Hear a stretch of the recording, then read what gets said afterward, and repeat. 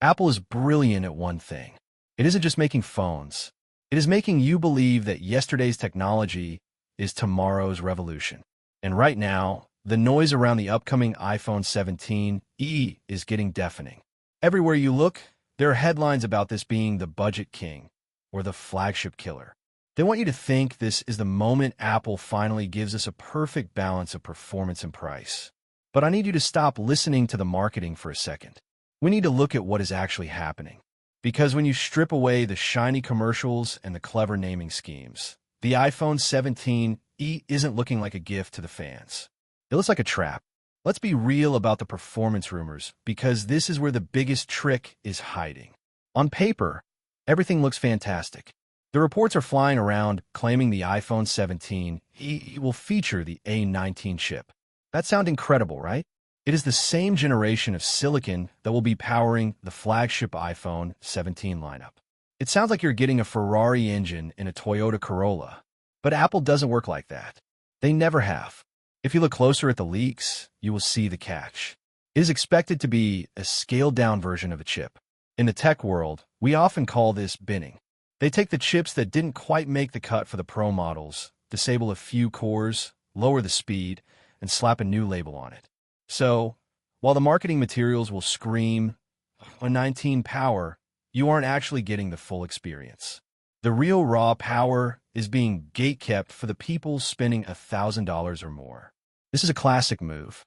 They use a familiar, powerful name to make you feel like you're future-proofed, but they limit the performance behind the scenes just enough so you don't threaten the sales of their expensive toys. Calling this a massive upgrade only works if you're comparing it to an iPhone from 4 years ago. If you compare it to the wider market, or even what this chip should be capable of, it starts to feel a lot less impressive. It is performance management, plain and simple. Then we have to talk about the design. This is where the gaslighting really starts to happen. The leaks are suggesting that Apple is finally going to remove that massive, ugly notch from the top of the screen. They are reportedly adopting the dynamic island for the iPhone 17e. And I guarantee you, when this phone launches, they will present this as a courageous step forward in design. They will show smooth animations and talk about how magical the interface is. But let's be honest with each other. This is not innovation. This is a correction. The notch has been outdated for years. While Android manufacturers were figuring out pinhole cameras and under-display sensors, Apple kept the notch on their lower-tier models to make sure you knew you were buying the cheap one. They used bad design as a way to separate the classes. Now that the high-end models have moved on, they are handing down the dynamic island like it is a brand new feature. It isn't new. It is a hand-me-down. They are presenting a game of catch-up as if it is a sprint for the lead. The display panel itself tells the same story. We are hearing it will be a 6.1-inch OLED screen. Yes, OLED is better than LCD. The colors are punchier and the blacks are deeper. It is definitely an improvement over the older SE models. But again, look at the context. Walk into any electronics store today. Look at the mid-range Android section. You will see phones that cost $300 or $400 that have had OLED screens for years. It has been the standard. It is the baseline. Apple acting like this is a premium feature for the 17e is ridiculous. They're charging you extra for a feature that the rest of the industry normalized a long time ago.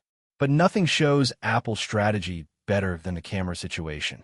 This is where things get really confusing and honestly a bit disappointing. Let's start with the good news, just to be fair. The front camera is rumored to be getting a bump to 18 megapixels. That is a solid jump from the 12-megapixel sensor they have been using since what feels like the dinosaur age. Your selfies will look sharper, and video calls will be clearer. That is a good thing. But think about why that feels so big. It only feels like a huge upgrade because Apple neglected that front camera for so long. They started to sow updates, so now a basic improvement feels like a feast. The back of the phone is a different story. The leaks point to a single 48-megapixel wide camera. Just one. In 2025 or 2026. Think about that. We are living in an era where social media is dominant, where people are creators, and where flexibility is key. Competitors are offering triple lens setups, ultra-wide shots, and telephoto zooms at similar price points. Apple is giving you one lens. Sure, their software processing is great. Apple is amazing at computational photography. They can squeeze a lot of quality out of that one lens. But software cannot invent physical hardware. If you want a wide landscape shot, you can't. If you want to zoom in without losing quality, you can't. It feels restrictive. It feels like they're intentionally crippling the creative potential of the phone just to force you to look at the Pro models. Even with the rumors of a new square sensor for better landscape selfies, it doesn't excuse the lack of versatility on the main shooter.